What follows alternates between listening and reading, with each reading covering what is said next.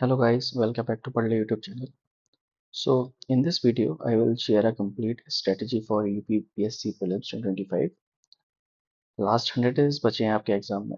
As you know कि prelims 2024 कैसा था. अगर आप अभी भी सीरियस नहीं हुए स्टेज पे अभी आके तो बहुत मुश्किल होगा आपका यूपीपीसीएस प्रीलिम्स क्लियर करना.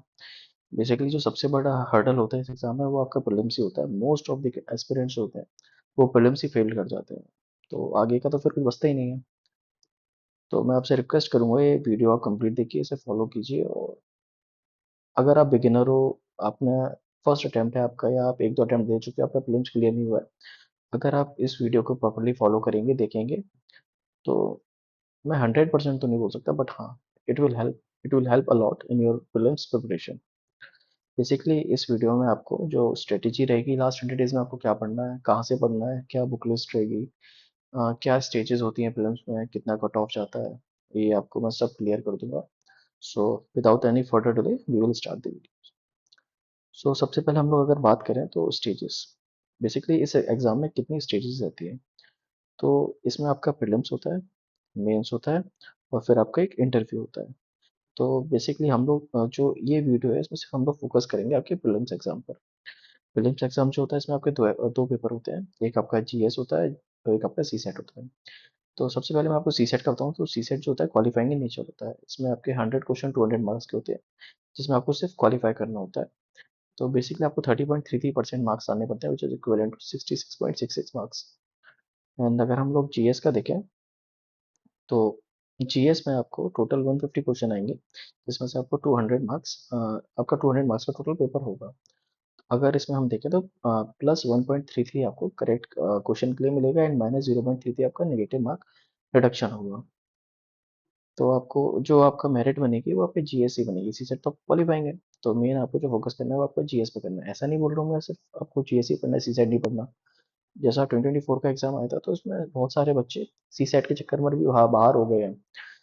उनका जीएस तो अच्छा गया है पर वो सी सेट का कट ऑफ क्वालिफाई नहीं कर पाया. तो ऐसा भी नहीं है आपको सी सेट को बिल्कुल इग्नोर कर देना. आपको सी सेट पे भी फोकस करना है. तो हम लोग देखते हैं कि जो आपका प्रीवियस ईयर का कट ऑफ है वो क्या रहा है. एज यू कैन सी 2018 में आपका जो यूआर है उसका 126 कट ऑफ था. 2019 में 117 था. 2020 में आपका 110 था. 2021 में 115 था. और हम लोग देखें 2022 में आपका 111 था, 111 मार्क्स. और 2023 में आपका 125 मार्क्स था. अभी ये आपके ऑफिशियल कट ऑफ है जो यूपीपीसीएस ने ऑफिशियली अनाउंस किया है. अभी जो 2024 का आपका प्रीलिम्स हुआ है दिसंबर में उसका ऑफिशियल कट ऑफ नहीं आया है but as we can predict जो बच्चे जिनका क्वालिफाई हुआ है उनसे हम लोगों को पता चला है कि अप्रॉक्स जो आपका कट ऑफ है वो अराउंड 105 से 110 मार्क्स रहा है. बेसिकली क्या हुआ है, जो यूपीपीसीएस 2024 का एग्जाम था वो एक शॉक था बच्चों के लिए. सडन पैटर्न चेंज था, डिफिकल्टी लेवल बहुत ही ज़्यादा था. यूपीपीसीएस हिस्ट्री का अभी तक का मेरे हिसाब से सबसे टफ पेपर था. तो इसका कट ऑफ अराउंड 105 से 110 marks which is equivalent to 75 से 80 क्वेश्चन. मतलब आपको टोटल 150 क्वेश्चन में से कितने करेक्ट करने थे, 80 क्वेश्चन आपको करेक्ट करने थे तो आपको यूपीपीएससी प्रीलिम्स हो जाता. पर ये टफ था इस बार क्योंकि एग्जाम का पैटर्न चेंज था और अच्छा खासा डिफिकल्टी लेवल था एग्जाम का. यूपीपीसीएस फॉलो कर रहा है यूपीएससी का ट्रेंड. तो आपको भी थोड़ा सा अपना लेवल बढ़ाना पड़ेगा, थोड़ा डेप्थ में जाके पढ़ना पड़ेगा. तो अगर हम लोग कट ऑफ की बात देखें तो सब्जेक्ट वाइज आपका जो वेटेज है वो क्या रहा है. हाँ, जैसे कि आप देख सकते हैं जो आपका हिस्ट्री है तो उसमें एवरेज आपके 25 से 26 क्वेश्चन हर बार आ रहा है. देखिए 2024 में 26, 23 में 26, 22 में 24, 21 में 19, 2020 में 22 और 2019 में 22 मार्क्स. तो आप देख सकते हैं कि एवरेज जो है आपका 20 से 25 आपके क्वेश्चन हिस्ट्री से हर बार आते हैं जिसमें से 50% जो वेटेज है आपका मॉडर्न हिस्ट्री अकेला कवर करता है एंड 50% आपका एंशियंट एंड मिडिवल कवर करता है. तो बेसिकली आपको हिस्ट्री में एंशियंट और मिडिवल पढ़ना है, मॉडर्न हिस्ट्री पर थोड़ा ज़्यादा फोकस करें.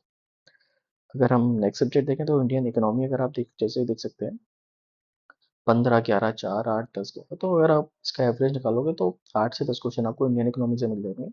बेसिकली जो इंडियन इकोनॉमी है वो आपका करंट बेसिस क्वेश्चन आता है जैसे कि आपका जो इकोनॉमिक सर्वे हो गया, बजट हो गया, यूपी का बजट, इंडिया का बजट, उसमें से आपके इंडियन इकोनॉमिक क्वेश्चन फ्रेम होते हैं. फिर हम देख सकते हैं कि जो जनरल साइंस है बेसिकली इसका अच्छा खासा वेटेज है आपके यूपीपीसीएस एग्जाम में. तो जो जनरल साइंस है उसमें आपके 24, 19, 22, 24, 11, 22 बेसिकली 20 से 25 क्वेश्चन इसके आपको जनरल साइंस के आपके एग्जाम में आपको मिल जाएंगे। इंडियन पॉलिटी का भी बहुत ही अच्छा वेटेज है। 20 से 25 क्वेश्चन आपको दिख जाते हैं। 22, 22, 16, 26, 20, 20 मतलब 20 क्वेश्चन तो आपको मिनिमम इसमें मिल ही जाते हैं। फिर हम लोग देखते हैं ज्योग्राफी। ज्योग्राफी में आपका इंडियन एंड वर्ल्ड दोनों है, दोनों कंबाइन करके आपके अप्रोक्स 20 से 22 क्वेश्चन आपको इंडियन एंड वर्ल्ड ज्योग्राफी से मिल जाते हैं। इन्वायरमेंट देखें तो इन्वायरमेंट भी आप में भी आपको 5 से 10 क्वेश्चन मिल जाते हैं। देखिए अभी 6 क्वेश्चन आए थे, इससे पहले 6, उससे पहले 8, उससे पहले 4, उससे पहले 13, उससे पहले 12। ऐसे ही अगर आप देखें तो यूपी जी के तो वैसे इतना कम ज़्यादा वेटेज नहीं है यूपी पीसीएस में, यूपी स्पेशल का, पर तब भी 1-2 क्वेश्चन, 3 क्वेश्चन आपको दिख जाते हैं। करंट अफेयर सबसे ज़्यादा वेटेज अगर जो आपका एग्जाम है वो आपके करंट अफेयर के हैं। 2024 में आपके 30 क्वेश्चन आए थे, उससे पहले 29, 30, 33, 28, 28। तो आप देख सकते हैं कि अप्रॉक्स 30 क्वेश्चन अब तो आपके सीधे सीधे करंट अफेयर से ही आने हैं 150 क्वेश्चन में से। उसके बाद मिसलेनियस क्वेश्चन भी आ जाते हैं, जैसे कि कुछ भी कंप्यूटर से क्वेश्चन आ गया या कुछ इधर उधर से पूछ लिया, तो 1-2 क्वेश्चन वो भी आ जाता है। तो आप देख सकते हो जैसे कि पॉलिटी, ज्योग्राफी, हिस्ट्री और करंट अफेयर, अगर आप इतना भी कर लोगे अच्छे से तो आपके 100+ क्वेश्चन होगा। अगर हम इसमें प्लस साइंस भी कर दें तो आपके अप्रोक्स 130 क्वेश्चन आराम से इसके आ रहे हैं। 130 क्वेश्चन आपके सीधे सीधे आपको दिख जाएंगे सिर्फ ये 5 सब्जेक्ट में से। पॉलिटी अगर आप अच्छे से कर लो, ज्योग्राफी अच्छे से कर लो, हिस्ट्री तो थोड़ा वेग है तो उसको नहीं बोल सकते, पर हाँ करंट अफेयर और साइंस अगर आप इतना भी कर लोगे तो आपके इजीली 100+ क्वेश्चन आपके सही हो जाएंगे। इसलिए ज़्यादा नहीं पढ़ना, सही पढ़ना है अपन को। तो हम लोग एक एक सब्जेक्ट का देखते हैं कि आपको कहाँ से कवर करना है, क्या पढ़ना है, क्या इंपॉर्टेंट टॉपिक होंगे, क्या रिसोर्सेज होंगी, हम लोग देखते हैं। पॉलिटी जैसे कि आप देख सकते हो बहुत ही ज़्यादा स्कोरिंग सब्जेक्ट है। डायरेक्ट क्वेश्चन आते हैं जो आप पढ़ोगे डायरेक्ट उसमें से आपको सीधा सीधा क्वेश्चन मिल जाएगा। ये कुछ पीवाईक्यू 2024 के, इसको हम लोग देखते हैं। पहले उससे पहले मैं आपको बताता हूँ कि आप सोर्सेज क्या ले सकते हो, क्या रेफर कर सकते हो। देखिए जैसे कि सबको पता ही है ये फेमस बुक एम लक्ष्मीकांत, ये पढ़ सकते हो आप अगर आपके पास है। सब बेस्ट बुक है, मैं बोल रहा हूँ बिल्कुल बेस्ट बुक है। इससे बाहर तो क्वेश्चन इसमें यूपीपीसीएस में तो जा ही नहीं सकता, इससे बाहर क्वेश्चन तो मैं एम लक्ष्मीकांत रेफर करता हूँ आपको। साथ में अगर आप एम लक्ष्मीकांत आप नहीं पढ़ना चाहते हो, इतना टाइम नहीं है, ज़्यादा बल्कि लगती है, तो only I S P W की एक उड़ान सीरीज आती है प्रीलिम्स के लिए, यूपीएससी के लिए ये लोग लॉन्च करते हैं। मुश्किल से 100-150 पेजेस की किताब रहती है, आप उसे भी फॉलो कर सकते हैं। बेसिकली उसमें लक्ष्मीकांत की एक टाइप से समरी दी गई है, तो आप पीडब्ल्यू की उड़ान भी आप फॉलो कर सकते हो। ये दोनों में से एक फॉलो करनी, प्लस प्लस आपको घटना चक्र करनी है। घटना चक्र इसलिए बोल रहा हूँ पीवाईक्यूज के लिए, पीवाईक्यू बहुत ज़्यादा इंपॉर्टेंट है, रिपीट होते हैं। कोई कितना भी मना करे कि नहीं पीवाईक्यू रिपीट नहीं होते हैं, वेस्ट ऑफ टाइम है। 100% पीवाईक्यू रिपीट आपके होते हैं। तो आपको घटना चक्र एज ए पीवाईक्यू के लिए आपको फॉलो करनी है। कुछ नहीं करना। आप सबसे पहले आप जैसे आपने लक्ष्मीकांत से चैप्टर उठाया फंडामेंटल राइट्स, उसको लक्ष्मीकांत से पढ़िए और घटना चक्र से जाके पीवाईक्यू लक्ष्मी उसके फंडामेंटल राइट्स के आप कर लीजिए। ऐसे भी आप करोगे तो आपका मुश्किल से 6 से 7 दिन में कंप्लीट आपका पॉलिटी का रिवीजन हो जाएगा बिना किसी दिक्कत के। और अगर हम लोग इसके इंपॉर्टेंट चैप्टर देखें तो सबसे ज़्यादा तो इसमें आर्टिकल्स पूछे जाते हैं। लास्ट अभी जो 2024 का हुआ था उसमें 3 या 4 क्वेश्चन तो सीधे सीधे आर्टिकल्स से थे। गवर्नर का आर्टिकल पूछ लिया, इलेक्शन कमीशन का आर्टिकल पूछ लिया, अमेंडमेंट्स आते हैं, आपको सारे अमेंडमेंट याद तो नहीं होने चाहिए, मतलब जितने इंपॉर्टेंट है वो सारे आपको याद होने चाहिए। Fundamental right, most important fundamental duty, DPSP, president, parliament, judiciary, local self government, panchayat, municipalities, ये कुछ इंपॉर्टेंट चैप्टर हैं जो आपको स्किप नहीं करने हैं, ये तो पढ़ने ही पढ़ने हैं। इसके बाद अगर हम लोग कुछ पीवाईक्यूज देखें जो आपके अभी 2024 के एग्जाम में आए हैं, जैसे कि आप पहले ही क्वेश्चन देख सकते हैं, तो इसमें डायरेक्टली पूछा नॉट करेक्टली मैच, तो इसमें आपका आर्टिकल दे रखा है, बताने इसमें कौन सा करेक्ट नहीं है। तो article 155 removal of the government ये करेक्ट नहीं है। ऐसे ही हम लोग नेक्स्ट क्वेश्चन देखते हैं, तो इसमें आपका प्रेसिडेंट से रिलेटेड क्वेश्चन है। तो president shall not be a member of either house of the parliament, ये आपका फर्स्ट ऑप्शन है। The parliament shell consist of president both house of parliament, दोनों आपके सही है, तो इसका आंसर होगा वन एंड टू। सेकंड अगर हम लोग नेक्स्ट क्वेश्चन देखें तो उसमें amendment of the constitution of India can be initiated, मतलब अमेंडमेंट जो प्रोसीजर है वो कैसे इनिशिएट होता है, कहाँ कौन से हाउस में हो सकता है। तो आपको पता है लोकसभा और राज्यसभा में ही से अमेंडमेंट है जो इनिशिएट हो सकता है, प्रेसिडेंट ऑफ इंडिया नहीं कर सकता और स्टेट लेजिस्लेचर में नहीं होता है। नेक्स्ट क्वेश्चन अगर हम लोग देखें तो इलेक्शन कमीशन से रिलेटेड क्वेश्चन था, तो आप देख सकते हैं। तो इसमें देखिए आर्टिकल से रिलेटेड क्वेश्चन है, अमेंडमेंट से रिलेटेड क्वेश्चन है, प्रेसिडेंट से, पार्लियामेंट से रिलेटेड भी क्वेश्चन है, आपका स्पीकर से रिलेटेड भी क्वेश्चन है। तो ये कुछ जो टॉपिक हैं ये आपको करने हैं। पॉलिटी स्कोरिंग सब्जेक्ट है, अगर 24-25 क्वेश्चन आ रहे हैं तो आप इजीली 21-22 क्वेश्चन करेक्ट कर सकते हो। इसमें ऐसी चांसेस हैं आप कि बहुत ही कम क्वेश्चन कर लेते हो। बच्चे ज़्यादातर जो स्कोर करते हैं वो पॉलिटी में ही करते हैं। तो आपको इसमें लक्ष्मीकांत फॉलो करनी है। अगर आप पढ़ रहे हो तो लक्ष्मीकांत करनी है, साथ में आप पीडब्ल्यू उड़ान भी कर सकते हो फॉलो। बहुत पतली किताब है, 150 से 150 ये इसमें पेजेस हैं अप्रॉक्स। उसमें आपका पूरा पॉलिटी कवर है, क्योंकि यूपीएससी के लिए अप्रोच बनाते हैं लोग, ऑन डीआईएस वाले। पर आप इसके लिए यूपीपीसीएस के लिए भी इजीली फॉलो कर सकते हो। फिर हम लोग अगर देखें तो हिस्ट्री। हिस्ट्री में आपका एंशियंट, मिडिवल और मॉडर्न है, जिसमें कि जो मॉडर्न है उसका वेटेज अप्रॉक्स 50% क्वेश्चन है। अगर 25 क्वेश्चन आ रहे हैं तो 12-13 क्वेश्चन इजीली आपके मॉडर्न हिस्ट्री से आएंगे, बाकी आपके एंशियंट और मिडिवल से 50% क्वेश्चन होते हैं। तो हम लोग स्टार्ट मॉडर्न से ही करते हैं। अगर आप मॉडर्न, तो बेसिकली सबको पता ही है ज़्यादातर लोग कहाँ से प्रिपेयर करते हैं, स्पेक्ट्रम। अगर आप स्पेक्ट्रम पढ़ रहे हो, वेल एंड गुड, बहुत बेस्ट बुक है, अच्छी बुक है, आप फॉलो कर सकते हो। अगर आप पे इतना टाइम नहीं है कि आप न्यू हो, बिगनर हो, तो आप पी डब्ल्यू उड़ान, भाई again same book, only S P W की उड़ान सीरीज आती है जो, उसको फॉलो कर सकते हो। इन दोनों में से किसी एक को फॉलो कीजिए, प्लस घटना चक्र। एसटी के लिए घटना चक्र बहुत इंपॉर्टेंट है। पीवाई क्यू रिपीट होता है तो आप घटना चक्र को स्किप नहीं कर सकते, पीवाई क्यू आपको करनी है। वही सेम आपको फॉलो करना है कि एक चैप्टर यहाँ से कर लिया और उसी चैप्टर के क्वेश्चन आपको घटना चक्र से मिल जाएंगे, आप वहाँ से फॉलो कर लीजिए। कुछ इंपॉर्टेंट चैप्टर हैं जैसे गवर्नर जनरल हो गया, गांधी एरा हो गया 1857 से 1947, बहुत इंपॉर्टेंट है। क्रोनोलॉजी लास्ट ईयर, आप जैसा भी मैं आपको दिखाऊंगा, तो क्रोनोलॉजी के बहुत सारे मॉडर्न हिस्ट्री से क्वेश्चन आए हैं कि आपको दे दिया इवेंट, कौन सा इवेंट कब है, तो आपको क्रोनोलॉजिकली उसको अरेंज करना है। फिर अगर हम लोग मिडिवल और एंशियंट देखें तो मिडिवल और एंशियंट के लिए मैं आपको सिर्फ एक ही चीज़ बोलूंगा, घटना चक्र को फॉलो कीजिए और कहीं मत जाइए, कहीं इधर उधर नहीं भागने की जरूरत है आपको। घटना चक्र को सिर्फ फॉलो कीजिए एंशियंट और मिडिवल हिस्ट्री के लिए। 2024 में बेसिकली क्या हुआ था, एंशियंट और मिडिवल के क्वेश्चन बहुत कम आए थे, 80% जो क्वेश्चन थे वो आपके मॉडर्न हिस्ट्री से डायरेक्ट क्वेश्चन आए थे। तो मॉडर्न हिस्ट्री इंपॉर्टेंट है, ये आप पीवाईक्यू में देख सकते हैं। प्लस 50 to 60% जो वेटेज होता है वो मॉडर्न हिस्ट्री को ही दिया जाता है। तो आपका जो प्रिपेयर करना है, आपको सबसे पहले मॉडर्न हिस्ट्री पे फोकस करना है, then ancient, then medieval. Medieval आपको कर ऐसा नहीं है कि आपको स्किप करना है, कुछ भी आपको पढ़ना है, मैंने बता ही चुका हूँ। जैसे कि एंशियंट और मिडिवल आपको घटना चक्र से करनी है, और मॉडर्न आपको या तो स्पेक्ट्रम या पीडब्ल्यू प्लस घटना चक्र से आपको करनी है। ये कुछ पीवाईक्यू है, आप देख सकते हैं। जैसे कि ये लास्ट के दो क्वेश्चन आपके सीधे सीधे क्रोनोलॉजी से दे दिए हैं आपको। जो प्री कांग्रेस एसोसिएशन है उसको पूछा है आपको, ये पीवाईक्यू है। वैसे बेसिकली आप देख सकते हैं, आपको मिल जाएगा पीवाईक्यू में। और ये क्वेश्चन भी आपको पीवाईक्यू में मिल जाएगा आराम से। ये क्वेश्चन जो फ्रेम करते हैं, इनका जो स्टेटमेंट है वो पीवाईक्यू से आपको इजीली मिल जाएगा। अगर आपने पीवाईक्यू करे होंगे तो इसीलिए आप इसको कर सकते हो। तो हम लोग नेक्स्ट देखते हैं आपका ज्योग्राफी। ज्योग्राफी भी आपका एक अच्छा खासा स्कोरिंग सब्जेक्ट है। बेसिकली क्या है, ये कॉन्सेप्चुअल है। अगर आप कॉन्सेप्चुअल की क्लियरिटी उसकी है ज्योग्राफी की, तो आप इजीली क्वेश्चन स्कोर कर सकते हो। इस बार क्वेश्चन थोड़ा टफ थे, यूपीएससी पैटर्न पे थे, बट हाँ डूएबल थे। अगर 20-22 क्वेश्चन आए तो 17-18 क्वेश्चन आप इजीली आप कर सकते हो बिना किसी इशू के। ज्योग्राफी के लिए आपको क्या फॉलो करना है, 11th क्लास की NCERT, fundamental of physical geography and Indian physical environment, ये 11th क्लास की एनसीईआरटी। एंड फिर आपको इंडियन पीपल इकोनॉमी और ह्यूमन ज्योग्राफी, ये दोनों बुक आपको फॉलो करनी है। ये चारों बुक आपको फॉलो करनी है 11th एंड 12th क्लास की एनसीईआरटी में। बस सिर्फ अगर आप इतना कर लोगे तो काम हो जाएगा। साथ में आपको एक स्टूडेंट एटलस फॉलो करना है। ऑक्सफोर्ड का आप ले सकते हो, अच्छा है। इसमें इससे आपका मैपिंग का सारा क्लियर हो जाएगा। यहाँ से आपका थ्योरी हो जाएगी यार, आपकी फिजिकल ज्योग्राफी और इंडियन ज्योग्राफी ये सारी हो जाएगी।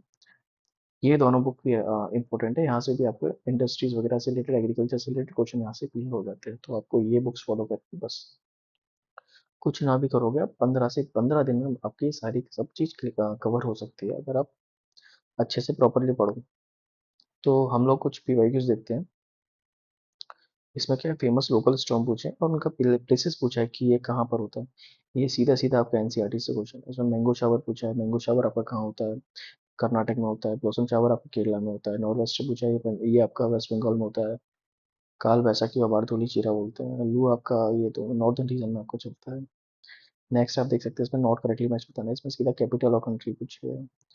फिर ये कुछ प्रयाग पूछे हैं, ये आपका देव प्रयाग, प्रयाग कर्ण प्रयाग और तेहरी, आपका ये बताना है आपको कहाँ पर है। फिर ये आपका एग्रीकल्चर से रिलेटेड एक क्वेश्चन आया है। देन आपका ये यहाँ पर ये वर्ल्ड क्लाइमेट भी आपको पढ़ना है, यहाँ से भी डायरेक्ट क्वेश्चन आता है। ये थोड़ा टफ क्वेश्चन था, आपको west to east mountain ranges करनी है और ये माउंटेन रेंजेस वर्ल्ड की हैं। इसमें इंडिया देख सकते हैं, काराकोरम है, मॉन्टिक है, सेक्रोस है, हिंदू कुश है। तो ये इस टाइप के क्वेश्चन माउंटेन्स वगैरह से भी आपको मिल जाते हैं। बाकी फिर ये वर्ल्ड रिवर भी आपको पढ़नी होती है इसमें। ये आपको जो वर्ल्ड रिवर वगैरह ये सब है ना, ये सब आपको एटलस में इजीली आपको मिल जाएगा। कॉन्टिनेंट वाइज अगर आप पढ़ोगे ना तो आर्टिस्ट में आप पूरा कवर कर लोगे। Which one of the following pairs country field, आपको बताना है कंट्री और ऑयल फील्ड कहाँ पर है, ये क्वेश्चन आया था। क्लाइमेट से रिलेटेड क्वेश्चन आया था, ये वर्ल्ड क्लाइमेट का सेकंड क्वेश्चन है। तो इसमें बेसिकली आपको जो इंपॉर्टेंट टॉपिक्स हैं वो आपके एग्रीकल्चर हो गया, क्लाइमेट हो गया, ओशियन हो गया, रिवर हो गया, माउंटेन्स हो गए, प्लेटी हो गए, पासिस हो गए, इंडस्ट्रीज हो गई। और बाकी आप इंडियन ज्योग्राफी में ये सब सेम आपका रिवर्स वगैरह सब आप पढ़ते हो, ये सब इंपॉर्टेंट है आपका। तो ज्योग्राफी एक ऐसा सब्जेक्ट है जिसमें आप इजीली 15 से 16 क्वेश्चन आप करेक्ट कर सकते हो। पढ़ना आपको पड़ेगा ये 4 बुक ये, और एक ही आपका एटलस। अगर आप इतना कवर कर लोगे तो आपका 80% क्वेश्चन आपके इजीली आप कर सकते हो। 2 या 3 क्वेश्चन तो हमेशा से आते हैं जो किसी से नहीं बनते, और आपको उन क्वेश्चनों का वैसे भी स्ट्रेस नहीं लेना चाहिए। आपको 100 में से 100, पूरे 150 में से 150 तो करना नहीं है। आपको कितने क्वेश्चन करेक्ट करने हैं? 95 क्वेश्चन आपको 90 से 95 करने हैं। लास्ट टाइम तो सिर्फ 80 ही करने थे आपको, पर तब भी अगर हम लोग लेके चले तो 90 से 95 क्वेश्चन आपको करेक्ट करने हैं। तो ये ज्योग्राफी आपका काफ़ी हेल्पफुल रहेगा। अगर आप इसको फॉलो, इसको अच्छे से पढ़ोगे तो ये आपका प्रीलिम्स क्लियर करने में बहुत हेल्प करेगा। अब हम लोग नेक्स्ट सब्जेक्ट पे चलते हैं। जैसे कि आप देख सकते हैं इन्वायरमेंट, इन्वायरमेंट भी इंपॉर्टेंट है। तो इसके लिए मैं आपको सोर्सेज हैं वो मैं बताऊंगा। घटना चक्र, आपको सिर्फ घटना चक्र करनी है। घटना चक्र करिए। उसके साथ जो कुछ इंपॉर्टेंट इसमें टर्मोलॉजीज होती हैं, इंपॉर्टेंट टर्म्स होते हैं, वो डायरेक्ट पूछ लेते हैं। अब लास्ट टाइम इकोलॉजिकल नीश पूछा था, ऐसे करके डायरेक्टली कुछ टर्म आपसे पूछ लेते हैं। तो उसके लिए आप वही अगेन मैं बोलूँगा, मैं प्रमोट नहीं कर रहा हूँ, बट ये अच्छी पीडब्ल्यू उड़ान की आप बुकलेट ले सकते हो, उसमें से टर्मोलॉजी वगैरह आप पढ़ सकते हो। इसके लिए कुछ इंपॉर्टेंट चैप्टर है जैसे कि नेशनल पार्क हो गया, टाइगर रिजर्व हो गया, वाइल्ड लाइफ सेंचुरी हो गया, बायोस्फीयर रिजर्व हो गया, इंपॉर्टेंट टर्म्स, पॉल्यूशन। यहाँ से क्वेश्चन हर साल आता है। मतलब इजीली आपके इन्वायरमेंट से 7 से 8 क्वेश्चन आते हैं, जिसमें से आप 5 6 क्वेश्चन इजीली आप अटेम्प्ट कर सकते हो सिर्फ यहाँ से। इतना आप पढ़ लोगे तो हो जाए। अब बहुत सारे लोग क्या होते हैं, वो लोग शंकर आईएएस, पीएमएफ आईएएस भी पढ़ते हैं। हो सकता है अनबन टाइम हो, ठीक है पढ़ लो, पर आप नहीं पढ़ोगे। आपको बिल्कुल ज़रूरत नहीं है। शंकर आईएएस, पीएमएफ आईएएस के लिए ये बुक यूपीएससी के लिए बेस्ट है, मैं खुद बोल रहा हूँ। यूपीएससी के लिए बहुत अच्छी बुक है, पर यूपीपीसी में आपके यूज़ की नहीं है। इन्वायरमेंट में उस लेवल के क्वेश्चन नहीं आते हैं कि आप शंकर आईएएस और पीएमएफ आईएएस में आपका पूरा एक महीना पढ़ के आप अपना इतना टाइम खराब करें। इसलिए घटना चक्र करिए। घटना चक्र मुश्किल से आपसे 2 से 3 दिन में आपकी कंप्लीट हो जाएगी। उसका पीडब्ल्यू बनने से जितने आपके इंपॉर्टेंट आपके टॉपिक्स हैं, जो टर्मिनोलॉजीज है, वो यहाँ से कंप्लीट कर लीजिए। 7 दिन में आपका इन्वायरमेंट, 5 से 7 दिन में आपका इन्वायरमेंट पूरा कंप्लीट हो जाएगा। कुछ हम लोग क्वेश्चन देख लेते हैं, जैसे कि इकोलॉजिकल नीश आपका पूछा, उसके बाद फिर बायोस्फीयर रिजर्व, सीधे सीधे पूछा बायोस्फीयर रिजर्व कौन सा कहाँ पर। ऐसे क्वेश्चन आते हैं। अब इसके लिए आप शंकर आईएएस, पीएमएफ आईएएस पढ़ो तो फिर मतलब कॉस्ट बेनिफिट रेशियो नहीं है ना, तो आपके लिए सिर्फ इतना ही। आपको पीडब्ल्यू उड़ान ये भी सिलेक्टिव पढ़ना है, घटना चक्र कंप्लीट करनी है। घटना चक्र आपको बाय हार्ट कंप्लीट करनी है। एक एक क्वेश्चन आपको अच्छे से पढ़ना है एनवायरनमेंट के लिए। तो नेक्स्ट हम लोग देखते हैं करंट अफेयर। करंट अफेयर बहुत इंपॉर्टेंट है, लोग ध्यान नहीं देते हैं, बट यही है जो आपको इन और आउट करता है। करंट अफेयर में बेसिकली 30 से 35 क्वेश्चन डायरेक्टली आपके एग्जाम में प्रीलिम्स में मिलते हैं आपको देखने को। इसमें आपको सोर्सेस अगर मैं बताऊं तो आपको एक तो आई हिस्ट्री पढ़नी है, और साथ में एक कोई और मैगजीन जो आपका मन करे, साथ में एक मैगजीन उठा लीजिए। मैं प्रेफर करूंगा आपको 2 मैगजीन तो करंट अफेयर के लिए पढ़नी है। कुछ ना कुछ भी हो, आपको 2 मैगजीन करंट अफेयर के लिए पढ़नी है। और अगर आप ये नहीं कर सकते हैं तो हम लोग क्या कर रहे हैं, हम लोग जुलाई से आपके लिए 5 वीडियो करंट अफेयर की डालेंगे। 5 से 6 वीडियो करंट अफेयर की रहेंगी, जिसमें आपका जनवरी से सितंबर तक के पूरे करंट अफेयर उसमें कवर करवा जाएंगे 5 से 6 वीडियो में। अगर आप उतना भी कर लोगे तो मैं गारंटी देता हूँ 30 से 35 क्वेश्चन में आप इजीली 25 क्वेश्चन करेक्ट कर पाओगे, सिर्फ उतने वीडियो से भी। ये मेरी गारंटी है, ठीक है। वो हम लोग जुलाई से स्टार्ट करेंगे, 5 से 6 वीडियो आएगी आपके एग्जाम तक। तो वो आप उसको वहाँ से भी कवर कर सकते हो, साथ में आप एक मैगजीन पढ़ सकते हो। कितना पढ़ना है? जैन से सितंबर तक आपको करंट अफेयर पढ़ना है। कुछ हम लोग क्वेश्चन देख लेते हैं। जैसे कि इस बार यूपीपी से थोड़ा खेल गया था, तो उनने क्या करा करा था कि पहले क्या होता था, थीम्स पूछता था। इस बार डायरेक्ट उन्होंने डेज दे दिए, क्रोनोलॉजिकली आपको लगाना है, ठीक है। इसलिए थोड़ा डिफिकल्ट बन गया था। ऐसे ही आप देख सकते हो डायरेक्ट ये अवार्ड्स आपसे पूछे गए थे। ये जो रिसेंट में जो अवार्ड्स मिले थे वो पूछे गए थे। उसके बाद जो आपका एफडीआई वगैरह से रिलेटेड क्वेश्चन आया था। उससे के बाद जो वर्ल्ड वर्ल्ड में जो करंट अफेयर है, जो न्यूली इलेक्टेड हेड है ऑफ द स्टेट, उनसे रिलेटेड क्वेश्चन पूछा था। आपका डिफेंस से भी इस बार अच्छे खासे क्वेश्चन आए थे, रुद्रम टू मिसाइल के बारे में पूछा था। ऐसे ही आपका कैनिस फिल्म फेस्टिवल, ये तो बहुत यूज में था, इससे पूछा था आपका। उसके बाद ये देख साइंस एंड टेक में आपका R21 मैट्रिक्स वैक्सीन से रिलेटेड पूछा था। तो आपके लिए इंपॉर्टेंट जो है डे थीम्स हो गया, डिफेंस हो गया, साइंस एंड टेक हो गया, स्कीम्स हो गए, इंपॉर्टेंट जो अवार्ड्स रिसेंट में मिले हैं, स्पोर्ट्स, ये नोबेल प्राइजेस, ये सब तो आपको पढ़ने ही है। लोग क्या है, डिफेंस और साइंस एंड टेक को इग्नोर कर देते हैं, बट आपको ऐसा नहीं करना। इस बार बहुत सारे क्वेश्चन डायरेक्टली डिफेंस और साइंस एंड टेक से आए हैं, तो आपको ये भी अच्छे से प्रिपेयर करना है। करंट अफेयर अच्छा खासा वेटेज लेता है, लेके रखता है, तो आप 30 से 35 क्वेश्चन है, तो आप थोड़ा सा इसको अच्छे से प्रिपेयर कीजिए। अगर आप इसमें 25 26 क्वेश्चन भी कर रहे हो तो बहुत ही अच्छा है। हम लोग स्टार्ट करने वाले हैं करंट अफेयर की सीरीज, तो आप उसको आराम से देख सकते हैं, कोई दिक्कत नहीं है। तो हम लोग नेक्स्ट चलते हैं। फिर हम लोग अगर इकोनॉमी देखें तो इकोनॉमी में आपके 7 से 8 क्वेश्चन आते हैं। अब इसके लिए भी आपको कोई यूपीएससी की मोटी सी बुक लेके नहीं पढ़ना है। इसमें से आपको यूट्यूब पे आपको इजीली बजट और इकोनॉमी सर्वे की जो वीडियोस होती हैं वो मिल जाएगी, उसको अच्छे से करिए इंडिया और यूपी के लिए। और जो अ, घटना चक्र है, इसमें से कुछ इंपॉर्टेंट टॉपिक्स है, आप अगर उतना भी कर लोगे तो आपके साथ, जैसे कि अगर इसमें 8 से 9 क्वेश्चन आ रहे हैं तो इजीली 5 से 6 क्वेश्चन आप इजीली बना लोगे। तो इकोनॉमिक के लिए सिर्फ इतना ही है, आप इतना कर लो तो भी काफ़ी है, मोर देन इनफ है अगर इतना भी कर लो। साइंस साइंस भी एक इम्पॉर्टेंट सब्जेक्ट है जिसका वेटेज अप्रॉक्स 25 क्वेश्चन है, तो 25 क्वेश्चन अच्छे खासे होते हैं। तो इसके लिए भी आपको थोड़ा अच्छे से प्रिपेयर करना पड़ेगा, साइंस को आप हल्के में नहीं ले सकते हो, काफ़ी इंपॉर्टेंट सब्जेक्ट है। तो इसके लिए मैं अगर आपको कुछ सोर्सेज बताऊं तो 9th की एनसीईआरटी आती है साइंस की वो, 10th की एनसीईआरटी है साइंस की वो, एंड जनरल साइंस की आपकी जो घटना चक्र आती है वो आपको करनी है। ये जो बुक है ये आपकी मुश्किल से मुश्किल 2 या 3 दिन में आप कंप्लीट कर लोगे। साथ में जैसे कि आपने इससे कोई टॉपिक करा तो उसके पीवाईक्यू कर लो, फिर यहाँ से कोई टॉपिक करा तो उसके पीवाईक्यू कर लो। ऐसे करोगे तो आप ये दोनों एक साथ कवर कर सकते हो।